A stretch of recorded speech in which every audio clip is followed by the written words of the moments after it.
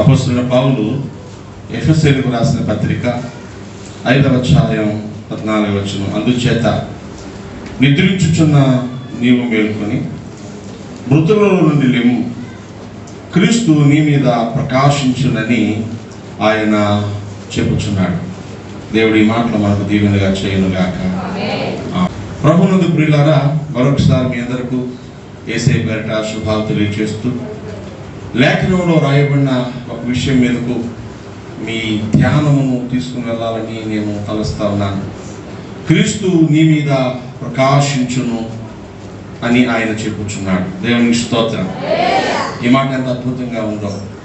క్రీస్తు నీ మీద ప్రకాశించును. మనం ఎలాంటి వారము అని ఆలోచన చేస్తే, మట్టిలో నుంచి తీయబడ్డ వాళ్ళమని మనం గుర్తు చేసుకోవాలి. మట్టి చేత చేయబడ్డ వారం, మాయమైపోయే ఆవిరి వంటి వారం, నీటి మీద తేలియాడే బుడగ వంటి వారం, ఉదయాన్నే వికసించి సాయంకాలానికి వాడిపోయే గడ్డి పువ్వు లాంటి వాళ్ళం, కోసిన తర్వాత వాడిపోయే గడ్డి లాంటి వాళ్ళం. ఇలా మానవ జీవితాన్ని గురించి ఎన్నో పోలికలు దేవుని యొక్క వాక్యంలో చెప్పబడ్డాయి. మానవ జీవితం క్షణికమైనది అని చెప్పడం ఒక ఉద్దేశం అయితే, ఆ క్షణికమైన జీవితంలోనే అంతులేని పాపము చేత పట్టబడ్డ వారమై, అపరాధముల చేతను పాపముల చేతను సచ్చిన వారమై ఉన్నాము అని పరిశుద్ధ లేఖనంలో ఎఫెసీ పత్రిక 2వ అధ్యాయం 1వ వచనంలో భక్త పౌలు గుర్తు చేయడం మనం చూస్తాం. చీకటిగా ఉండి మన జీవితాల్లో చేయరాని అసహ్యకరమైన అవమానకరమైన కార్యాలు చేస్తూ పాపములోను దుర్వ్యాపారంలోను కాలం గడుపుచున్న వారమని ఎఫెసీ పత్రిక 5వ అధ్యాయంలో 8వ వచనంలో జ్ఞాపకం చేయడం మనం చూస్తాం. ఇలాంటి స్థితి గల మనలను ప్రేమగల ప్రభు ఏం చేశారంటే, ఆయన అంధకార సంబంధమైన అధికారములోంచి మనం విడుదల చేసి తాను ప్రేమించిన తన కుమారుని యొక్క రాజ్య నివాసులుగా చేశాడు అని కొలసీ పత్రికలో 1వ అధ్యాయంలో మనం ఈ మాటలో మనం చూస్తాం. 13వ వచనంలో ఏమని రాయబడిందంటే, అంధకార సంబంధమైనటువంటి అధికారంలోని విడుదల చేసి తాను ప్రేమించిన తన కుమారుని యొక్క రాజ్య నివాసులుగా చేశారు. దేవునికి స్తోత్రం. మట్టివారమైన మనల్ని, పాపంలో ఉన్న మనల్ని, అంధకార సంబంధమైన అధికారంలో అపవాదికి లోబడి బ్రతుకుతున్న మనల్ని, ప్రశస్తమైన అమూల్యమైన గొర్రెపిల్ల వంటి నిష్కల్మషమైన రక్తము చేత తండ్రి అయిన దేవుడు మనల్ని విడుదల చేసి యేసుక్రీస్తు ప్రభు రాజ్యములకు వారసులుగా చేశాడు. దేవునికి స్తోత్రం. ఫిలిప్పీ పత్రిక 3:20 ప్రకారం ఇక మన పౌరస్థితి పరలోకమందు ఉంది. పరలోక వాసులుగా పిలువబడ్డ మన ప్రార్థన పరలోకం ఆలకిస్తా ఉంది. దేవుడు మనకు సమీపస్తుడయ్యాడు. దేవుడు మనకు వాగ్దానాన్ని ఇచ్చాడు, నిబంధననిచ్చాడు. ఈ రోజు మనం ఏర్పరచబడిన వంశముగా, రాజులైన యాజక సమూహముగా, పరిశుద్ధ జనముగా, దేవుని సొత్తుగా పిలువబడుతున్నాం. దేవునికి స్తోత్రం. ఎందుకు ఇంతగా చేసుకున్నాడంటే, జాగ్రత్త వినండి, ఆయన తన ప్రకాశమును మన మీద ప్రకాశింపచేసి ఆ వెలుగు లోకమునకు కనపరచాలని కోరుకున్నాడు. దేవునికి స్తోత్రం. క్రీస్తు ప్రకాశము నీ మీదకు వచ్చి నీవు ఆ వెలుగును గ్రహించి, ఆ ప్రభావాన్ని గ్రహించి, ఆయన శక్తిని గ్రహించి లోకములో ప్రకాశించాలని కోరుకుంటున్నాడు. ఇంతకుముందు నేను చూస్తే వట్టివాడవు మట్టివాడవే, కానీ ఈరోజు నేను చూస్తే దేవుని యొక్క సుగుణాలు, దేవుని గొప్పతనం లోకమునకు తెలియపరచబడాలని దేవుడు కోరుకుంటున్నాడు. దేవునికి స్తోత్రం కలుగును. హల్లెలూయా. లోకమునకు మాత్రమేనా? ఎందుకు లోకంలో దేవుని గొప్పతనానికి మనం సాక్షులుగా చేయాలని ఆశపడుతున్నాడంటే, రాబో కాలంలో పరలోకంలో ఉన్నటువంటి ప్రధానులకు, అధికారులకు క్రీస్తు సంఘము ద్వారా దైవజ్ఞానము, దైవశక్తి అర్థమయ్యేలా చేయాలని దేవుడు కోరుకున్నాడు. ఎఫెసీ పత్రికలోని 3వ అధ్యాయంలో 8వ వచనంలో మనం చూస్తే ఈ మాటలు రాయబడ్డాయి.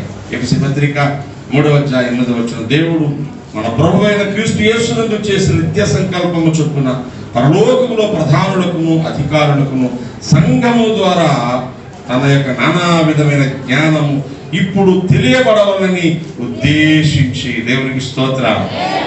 ఏమండి, ఎంత అద్భుతమైనటువంటి మాటలు చూడండి. పరలోకములో ప్రధానులకు అధికారులకు సంఘము ద్వారా, అనగా నీ ద్వారా, నా ద్వారా క్రీస్తు యొక్క జ్ఞానాన్ని తెలియచేయాలని కోరుకుంటున్నాడు. ఈ మాటలు సునిశ్చితంగా మనం గమనించడానికి ప్రయత్నం చేస్తే, మన ద్వారా యేసుక్రీస్తు గొప్పతనం లోకము తెలుసుకోవాలి. మన ద్వారా యేసుక్రీస్తు ప్రభు జ్ఞానము, గొప్పతనం, పరలోకంలో ఉన్న గొప్పవారైన ఆ పరిశుద్ధులు, పెద్దలు తెలుసుకోవాలని దేవుని యొక్క గొప్ప సంకల్పం. అంటే ఈరోజు మన మీద ఉన్న బాధ్యత చిన్నది కాదు ప్రియులారా.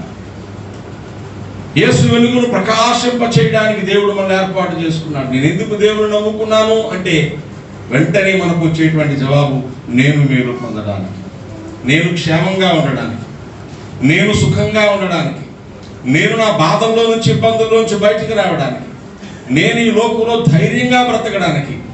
అవును, నిజమే, కానీ అది బయటకు కనిపించే కారణం కనబడని అంతర్గతమైనటువంటి, అంతర్లీనమైనటువంటి మరొక కారణం ఏంటంటే, ఇలా నువ్వు సుఖముగా క్షేమంగా బ్రతుకుతూ ఉన్నా, ఒకవేళ కష్టాల్లో ఉన్నప్పటికీ కూడా నీ పట్ల దేవుని యొక్క ప్రేమ ఎంత గొప్పదో, నీ పట్ల దేవుని యొక్క ప్రణాళిక ఎంత గొప్పదో లోకము తెలుసుకోవడానికి నీ ఒక డిమాన్స్ట్రేషన్ పీస్, మాదిరి చూపించేటువంటి సాధనంగా ఉండాలని దేవుడు కోరుకుంటున్నాడు. దేవునికి స్తోత్రం.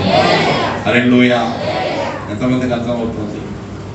ఈరోజు నిన్ను చూచే వారికి యేసుక్రీస్తు ప్రభు గొప్పతనం తెలుస్తుందా? నీతో మాట్లాడే వారికి దేవుని ప్రేమ తెలుస్తుందా? నీతో స్నేహం చేసే వారికి దేవుని పరిశుద్ధత తెలుస్తుందా? నువ్వు ఎవరితోనైతే బంధుత్వాన్ని కలిగి ఉన్నావో వాళ్లకు దేవుని మంచితనం తెలుస్తుందా? యేసుక్రీస్తు ప్రభు యొక్క దీనత్వం తెలుస్తుందా? యేసుక్రీస్తు ప్రభు యొక్క సాత్వికం తెలుస్తుందా? యేసుక్రీస్తు ప్రభు యొక్క కనికరం తెలుస్తుందా? యేసుక్రీస్తు ప్రభు వాత్సల్యం తెలుస్తుందా? యేసులో ఏ సుగుణాలు ఉన్నాయని మనం అనుకుంటున్నాము. ఆ లక్షణాలన్నీ నీ ద్వారా, నా ద్వారానే లోకానికి దేవుడు చూపించాలని కోరుకుంటున్నాడు. ఇంత గొప్ప ఆలోచన మన పట్ల దేవుడు కలిగినందుకు దేవునికి స్తోత్రం చేయాలి. అయితే యథార్థంగా చెప్పాలి, చాలామంది వలన, చాలామంది ద్వారా ఈ రీతిగా దేవుని యొక్క గొప్పతనం, మహిమ లోకము చూడలేకపోతాము. లోకానికి అర్థం కాలేదు.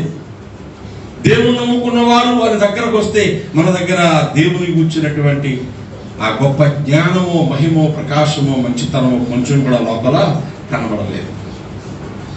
ఏమిటి కారణం అంటే భక్త పౌలు ఆ కారణాన్ని చెబుతూ దాన్ని ఎలా పరిష్కరించుకోవాలో కూడా జ్ఞాపకం చేస్తున్నాడు. ఆయన ఏమంటాడంటే, నీవు నిద్రపోతూ ఉన్నావు. ఏమవుతున్నావు? నిద్రించుచున్న నీవు మృతులలో ఉన్నావు. కాబట్టి నువ్వేం చేయాలంటే, లే, నువ్వు నిద్రించు, నువ్వు మేలుకొని మృతుల్లో నుండి లేము. అప్పుడు క్రీస్తు వెలుగు నీ మీద ప్రకాశిస్తా. దేవునికి స్తోత్రంగా. క్రీస్తు వెలుగు నీ మీద ప్రకాశించలేకపోవడానికి గల కారణం, నీవు లోకంలోనికి దేవుని యొక్క గొప్పతనాన్ని చూపించలేకపోవడానికి గల కారణం ఏమిటి అని భక్త పౌలు మనం జ్ఞాపకం చేస్తున్నాడంటే, నువ్వు నిద్రపోతూ మృతులలో కలిసిపోయావు. ఈ రెండు మాటలు చిన్నగా మనం ధ్యానం చేద్దాం. నిద్రపోవడం ఏమిటి? మృతుల్లో కలిసిపోవడం ఏంటి? మృతులు అనగానే మనకు తెలుసు చనిపోయిన వారు అని అర్థం. మృతులు అంటే ఎవరు? ఒకసారి చెప్పండి, ఎవరు? చనిపోయిన వారు. నిందా జ్ఞాపకం చేశాను, మునుపు మనము అపరాధముల చేత, పాపముల చేత సచ్చిన వారమై ఉన్నాం. ప్రాణం పోయి మట్టిలోకి పోయిన వాళ్ళ కోసం చెప్పిన మాటలు కావివి. లోకంలో బ్రతికే ఉండి దేవుని ఎరగని ప్రతి వారు కూడా వారి పాపాల్లో వారు చచ్చిపోయినట్టే లెక్క. వారి ఆత్మలో వారు నిర్జీవులుగా ఉన్నట్టే లెక్క. మనము యేసుక్రీస్తు రక్తము చేత తిరిగి బ్రతికించబడ్డాం. దేవునికి స్తోత్రం. అంటే లోకములో నుంచి వేరు చేయబడ్డాం. మనం చెప్పుకుంటాం కదా, చీకటిలో నుండి వెలుగులోనికి, లోకములో నుండి సంఘములోనికి, మరణంలో నుండి జీవములోనికి మనం పిలువబడ్డాం.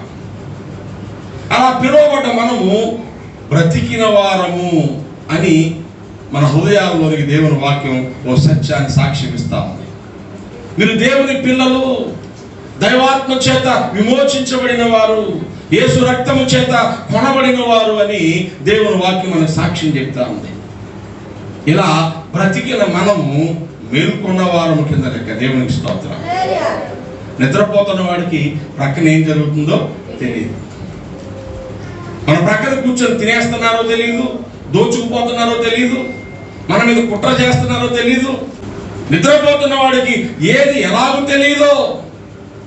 గమనిస్తే ప్రియులారా, ఈరోజు దేవుని బిడ్డలకు ఒకవేళ వారు దేవుళ్ళలోకి వచ్చి కూడా తిరిగి మరలా ఎక్కడి నుంచి వచ్చారో అక్కడికి అనగా వారితోనే స్నేహం కలిగి ఉంటే గనక, మెలకువగా ఉన్నవారి లక్షణాలు లేకుండా నిద్రపోతున్నట్టే ఉంటే గనక వారికి కూడా మంచి చెడ్డల వివేచన తెలియట్లేదు.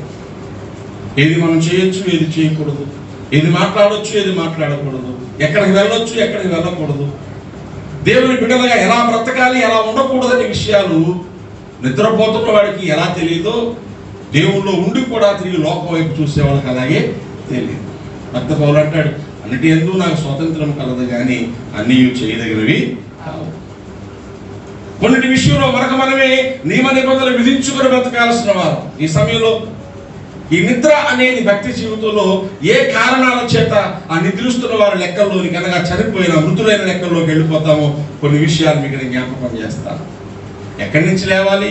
నిద్రలోంచి లేవాలి. లేస్తే మృతుల్లోని లేచినట్టే. అప్పుడు యేసు వెలుగు నీ మీద ప్రకాశిస్తుంది, లోకం నీలోని ప్రభువును చూస్తుంది అని భక్త పౌలు జ్ఞాపకం చేస్తున్నాడు. ప్రియులారా, ఈ సమయంలో నిద్ర అంటే ఏంటో మనకు తెలిస్తే నిద్రలోంచి లేవడం అంటే ఏంటో కూడా మనకు తెలుస్తుంది. నిద్రపోతే చచ్చిపోయినట్టే అని లేఖనం చెబుతుంది. అనగా మెలుకోలేని స్థితి కలిగిన వారు ఆత్మలో చచ్చిపోయినట్టే. వారి వల్ల దేవునికి ఏమాత్రము ప్రయోజనం లేదు. మృతులు నిన్ను స్తుతిస్తారా? మన్ను నిన్ను స్తుతిస్తుందా? సజీవులు సజీవులే కదా, నిన్ను స్తుతిస్తారు. కీర్తనకారుడు దావీదు పాడుతున్నాడు. ఈ లోకంలో గ్రహింపు లేకుండా బ్రతికేవారు ఎన్ని పాటలు పాడినా, ఎన్ని స్తోత్రాలు చేసినా, ఎన్ని ప్రార్థనలు చేసినా కొంచెం కూడా ప్రయోజనం లేదని అర్థం. అందుకే ఈ సమయంలో ఆ ఆధ్యాత్మికమైన నిద్ర ఏమిటో, ఆత్మీయ మరణకరమైన స్థితిలోనికి తీసుకుపోయేది ఏమిటో మనం జ్ఞాపకం చేసుకుందాం. ఓ 2-3 చిన్న లక్షణాలు భక్తుల జీవితంలో గుర్తు చేస్తాను. మొట్టమొదటిగా ఆత్మీయ నిద్ర అని చెప్పబడేది, గ్రహింపు లేని మెలకువ లేని స్థితి అని చెప్పబడేది, మరణానికి దారి తీసేది నిర్లక్ష్యం. ఏంటి చెప్పండి? మొదటి లక్షణము నిర్లక్ష్యం. నిర్లక్ష్యం అంటే మీకు వేరుగా అర్థాన్ని చెప్పాల్సిన అవసరం లేదు. గురి తప్పిపోవడం అని అర్థం. ఒక దాని మీద మనసు లేకపోవడం అని అర్థం.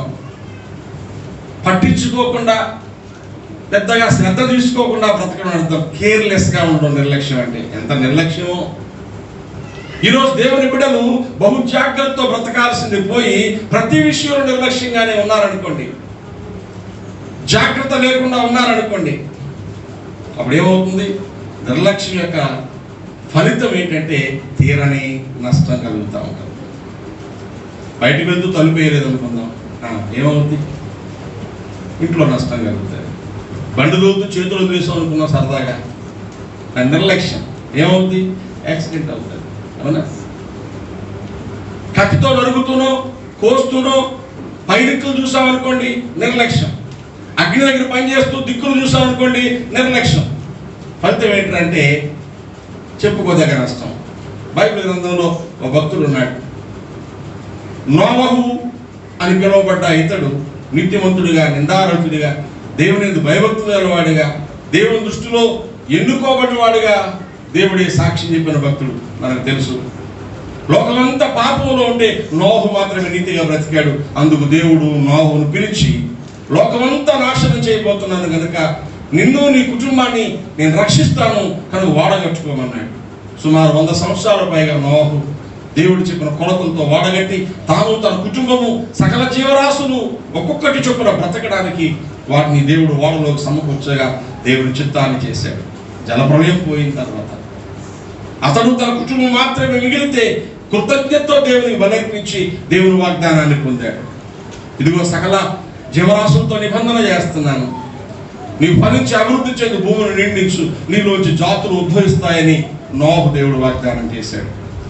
ఇంత సాక్ష్యం పొందిన భక్తుడే, ఇంత గొప్పగా దేవుని చేత దీవించబడ్డ భక్తుడే ఇక తాను మాత్రమే భూమి మీద ఉన్న కాలము, ఇక వేరే జాతులు లేని కాలము, వేరే మనుషులు లేని కాలము, తను, తన భార్య, 3 కొడుకులు, కోడలు, 8 మంది మాత్రమే భూమి అంతటా కేవలం ఉన్న మనుషులు, మానవ జాతి. అప్పుడు ద్రాక్ష తోట వేశాడు, వ్యవసాయం చేశాడు, ద్రాక్షలు బాగా పండించాడు, ద్రాక్షల రసము తీశాడు. తానొక్కడు మాత్రమే బ్రతుకుంటే లోకంలో ఉన్నవారందరూ నాశనం అయిపోతే ఇంకెంత భయంతో బ్రతకాలి? పాపంలో ఉన్న కారణం చేత లోకమంతటినీ నాశనం చేసిన దేవుడు నిర్లక్ష్యంగా ఉంటే నన్ను మాత్రం వదిలేస్తాడని ఆలోచించాలి కదా. ఆలోచించకుండా భక్తుడైనటువంటి నీతివంతుడైనటువంటి నోహు చేసిన ఒక చిన్న నిర్లక్ష్యపు పని ఎంత కష్టానికి గురైందో లేఖలో ఒక మాట మీకు జ్ఞాపకం చేస్తాను. ఆదికాండం 9వ అధ్యాయంలో 20-21 వచనాలు మనం చదివితే రాయబడిన మాటలు ఇలా ఉన్నాయి. నోహు వ్యవసాయం చేయనారంభించి ద్రాక్ష తోట వేశారు. పిమ్మట ద్రాక్షారసం తాగి మత్తుడై తన గుడారంలో వస్త్రహీనుడుగా ఉండేను. నీకు అర్థమైంది. ఏం చేశాడు?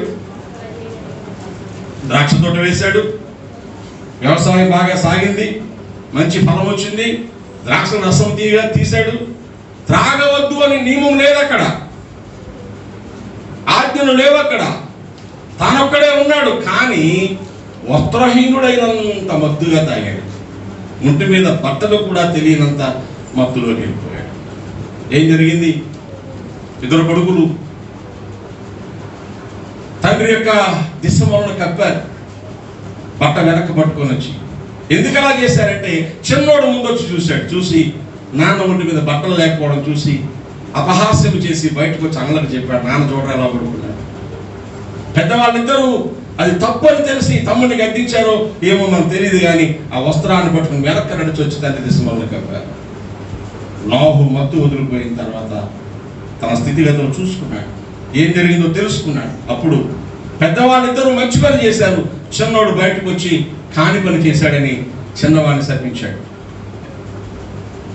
మీరు గమనిస్తే ఈ హాము అనేటువంటి కొడుకు చేసిన పనిని, హాము తర్వాత అతని సంతానం బానిసలుగా దాసులుగా బ్రతుకుతారని శపించాడు.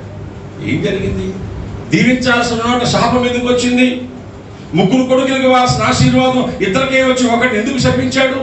ఆ శపించబడిన జనమే ఈ రోజు ప్రపంచంలో అన్ని బాధలకు కారణమైన జనాంగంగా ఎలా మారిపోయారు? ఇశ్రాయేలు ప్రజలు శత్రువులుగా ఈ కనానీయులు ఎలా మారిపోయారు? ఇదిగో నోహు ఇచ్చిన శాపం. శాపానికి కారణం ఏంటి? నోహు మత్తుకు కారణం ఏంటి? నిర్లక్ష్యం. అర్థమవుతుందా?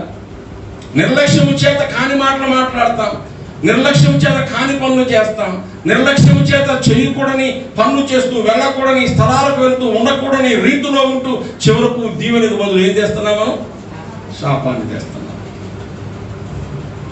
నిర్లక్ష్యంగా ఉన్న వాళ్ళ మీద క్రీస్తు వెలుగు ఎలా ప్రకాశిస్తుంది? కొందరు ఏం మాటలు మాట్లాడుతున్నారో తెలియదు, వాళ్ళకి ఏం పనులు చేస్తున్నారో తెలియదు. నిర్లక్ష్యము అనగా క్రమము తప్పిపోయిన పరిస్థితికి దారి తీస్తుందని.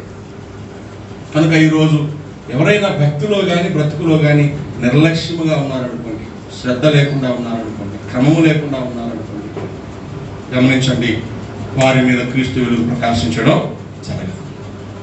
వారు మత్తులో ఉన్నారు, నిద్ర మత్తులో ఉన్నారు, మృతుల్లోకి వెళ్ళిపోతున్నారు. లేఖనం చెప్తూ నిర్లక్ష్యమును విడిచిపెట్టిన దేవునికి స్తోత్రం చేద్దాం.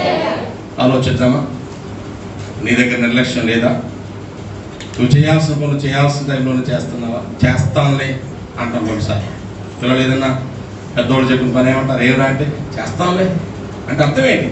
చెప్పినప్పుడు చెప్పిన వెంటనే చేయడం లక్ష్యం అయితే, తర్వాత నువ్వు చేసిన ప్రయోజనం లేదు, నిర్లక్ష్యం.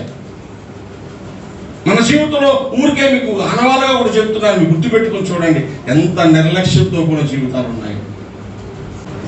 నిర్లక్ష్యం. శరీరంలో రోగానికి నిర్లక్ష్యం అయితే ప్రాణం శరీరం పోతుంది. ఆత్మలో నిర్లక్ష్యం అయితే నిత్య నరకానికి వెళ్ళిపోతాం. ఈ లోకంలో ప్రాణం పోయినా ప్రభుత్వ యుగాలు ఉండేటువంటి భక్తి జీవితాన్ని కాపాడుకోవడానికి లక్ష్యము కలిగి బ్రతకాలి. దేవునికి స్తోత్రంగా.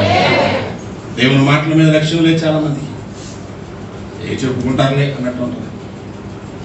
లూదియా అనే స్త్రీ పౌలు మాటల మీద లక్ష్యం ఉంచితే ఆ హృదయం తెరవబడింది. లక్ష్యం ఉంచిన వారి హృదయం తెరవబడుతుంది. లక్ష్యం ఉంచితే ఆ మాటల చేత బ్రతుకులు ఉద్ధరించబడతాయి. నిర్లక్ష్యంగా ఉంటే బ్రతుకుల్లో తీవ్రమైన నష్టాలను చూస్తారు. కనుక నిద్రించుచున్న నువ్వు మేల్కొని ఏం చేయాలి? నిర్లక్ష్యంలోంచి రా. నిద్రించు నువ్వు మేల్కొని నిర్లక్ష్యంలోంచి బయటికి రా. ఇక రెండవది సుఖాల కొరకైన ఆశ. మనుషులు మృతుల్లో పోవడం గల కారణం, మత్తులో భక్తి జీవితంలో తెలియకుండా పాపంలో వెళ్ళిపోవడం కారణం సుఖాలు. మీరు చెప్పండి ఏంటి? ప్లెజర్స్ అంటాం. చూసిందల్లా కావాలా? అది మనకు అవసరమా కాదా? అక్కర్లేదు. మనకు అది కొనుక్కునే స్తోమవుతుందో లేదా? ఆలోచన లేదు. అసలు మన స్థాయికి అటువంటి డెకరేషన్ అవసరమా? సంబంధం లేదు. హ్యాపీగా ఉండాలి, సుఖంగా ఉండాలి, లగ్జరీగా ఉండాలి.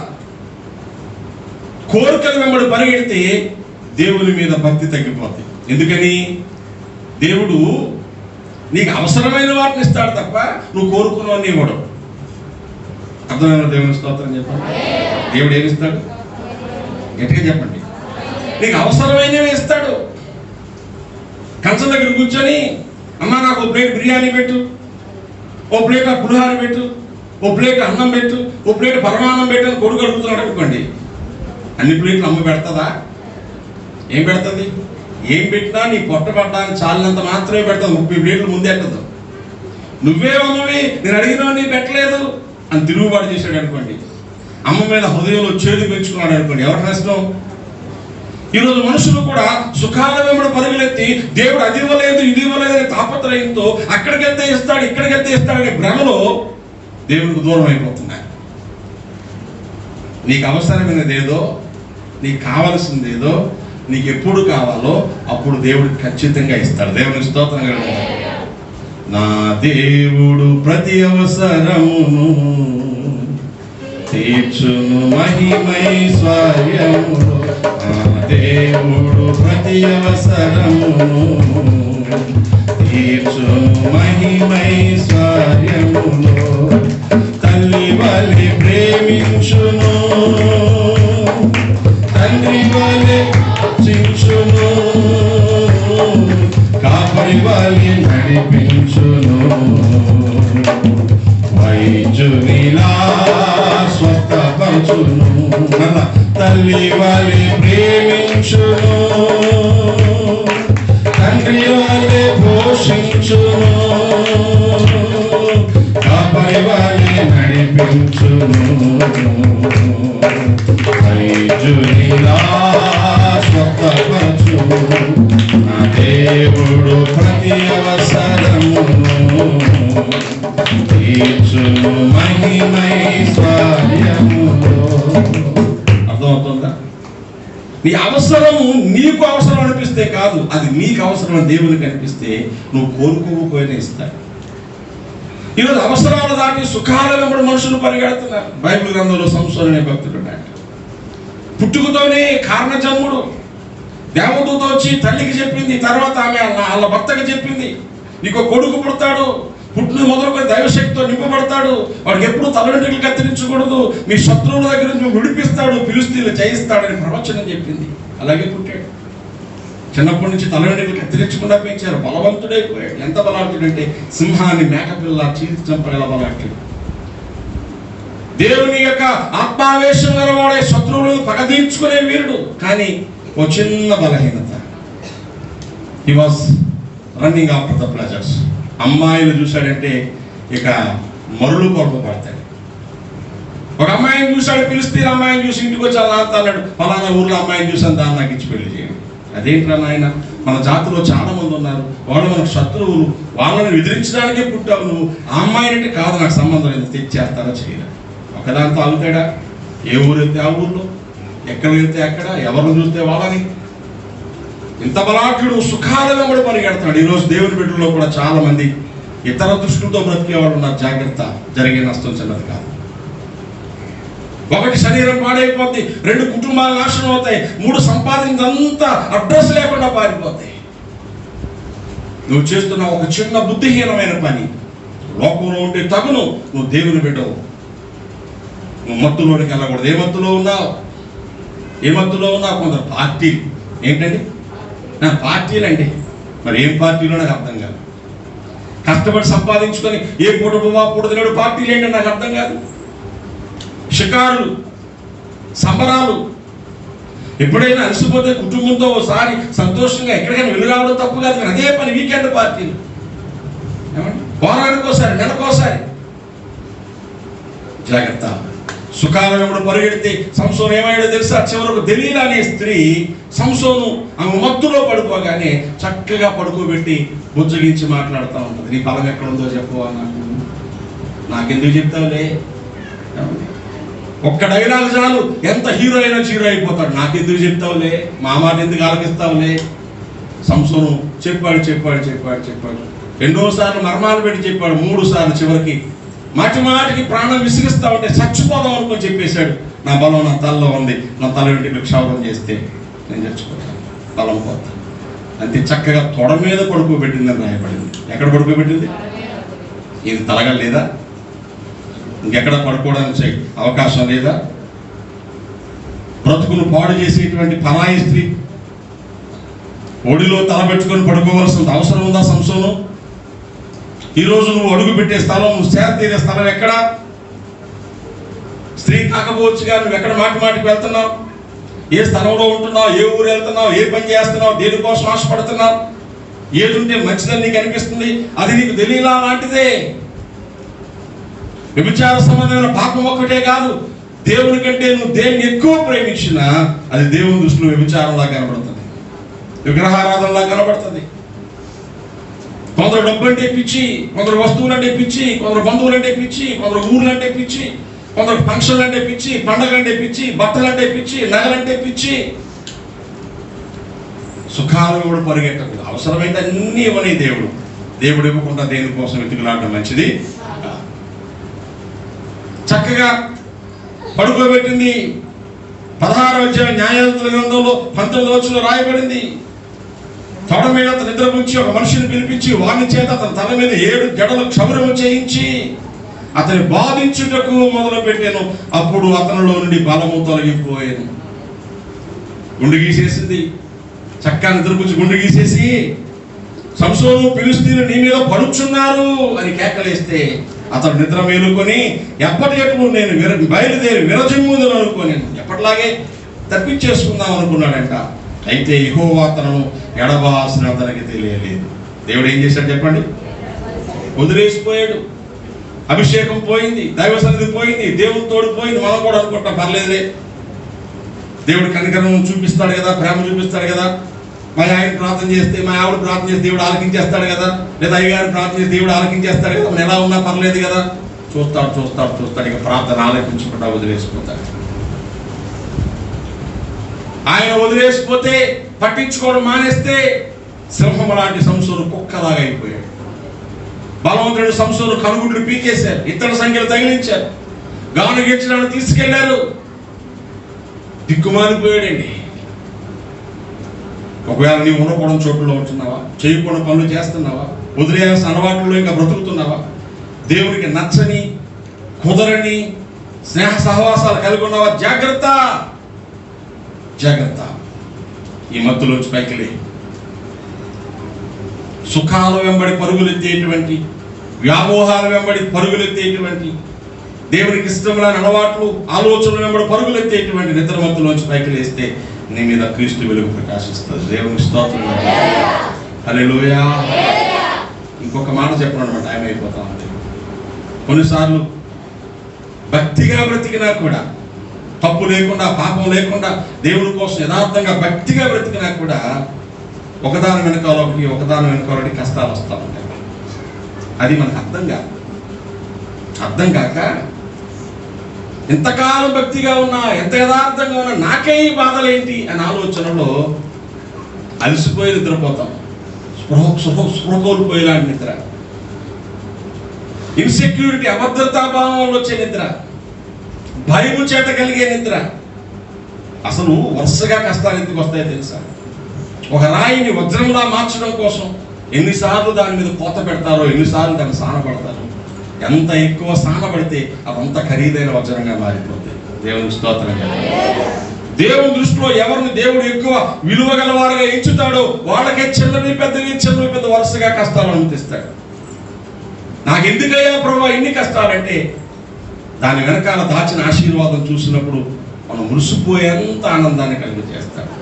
వచ్చుకోవడం రాక, సహించడం రాక, తెలుసుకోవడం రాక నిద్రపోయి ఏం చేస్తాం తెలుసా? ఏలియా భక్తుడు అదే చేశాడు.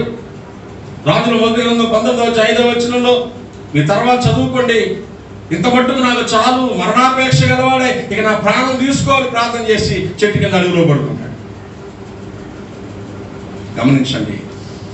అంతకుముందే కర్మేలు కొండ మీద దేవుని పక్షంగా ఉన్న ప్రజలను ఆయత్తపరచడానికి దేవుని వ్యతిరేకంగా ఉన్న బయలుదేవత ప్రవక్తలు, అషేరదేవ ప్రవక్తలు 750 మందిని ఛాలెంజ్ చేసి ఒక చిన్న ప్రార్థనతో ఆకాశం నుంచి అగ్ని దింపి యెహోవాయే దేవుడిని ప్రజలందరి చేత ఒప్పించినాడు.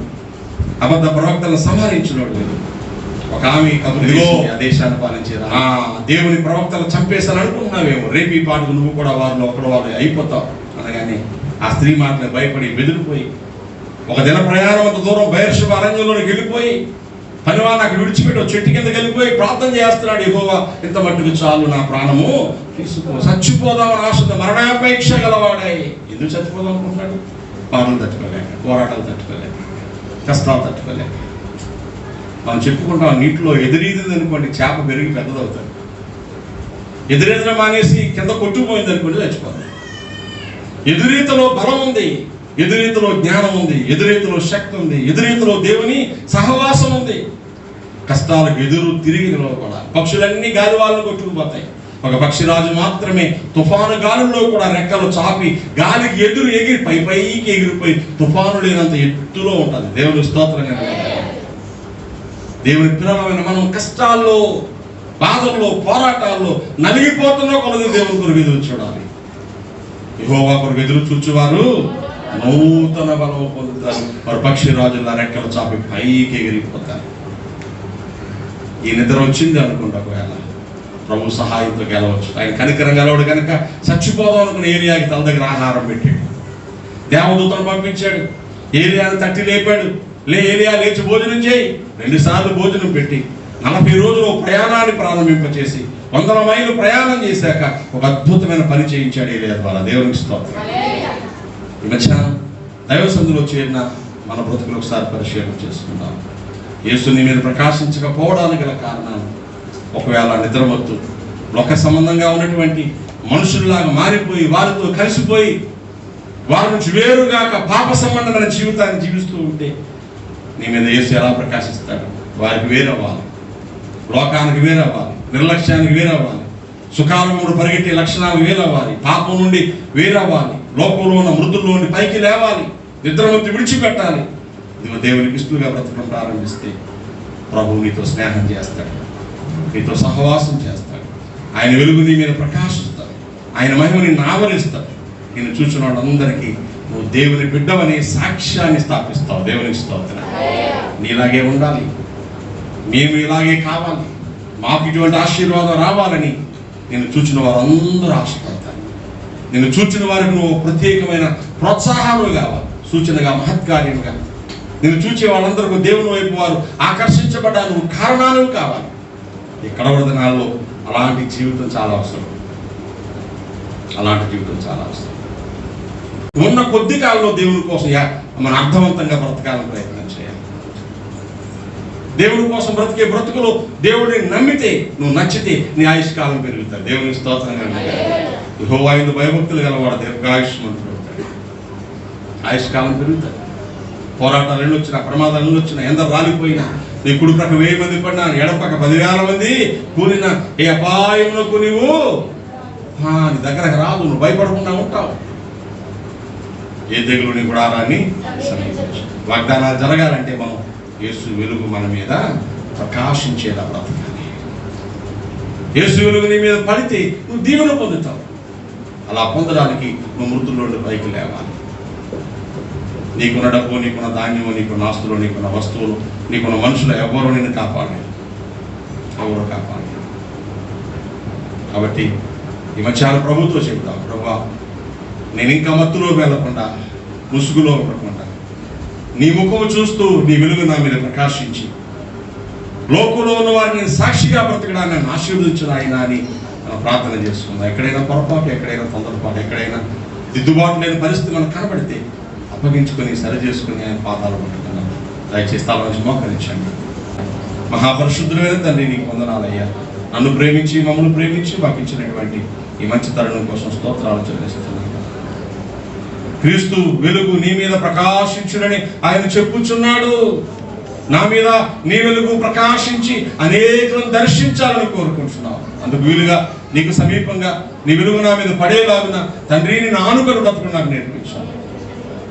నీకు ఇష్టం లేని, నీకు నచ్చని ప్రతి పరిస్థితి నుంచి మమ్మల్ని వేరు చేయండి, దూరపరచండి, మా కాపుదల పెట్టండి ప్రభా. మీకు వందనాలు. ఆశ కలిగి ప్రార్థిస్తున్న ప్రతి వారితోనూ మీ దీవెన ఉంచండి. ఎందరో నశించిపోతుండగా మమ్మల్ని సజీవులుగా ఉంచడానికి గల కారణం మేము ప్రకాశించాలని, ఆ ప్రకాశం మాకు దయచేయండి.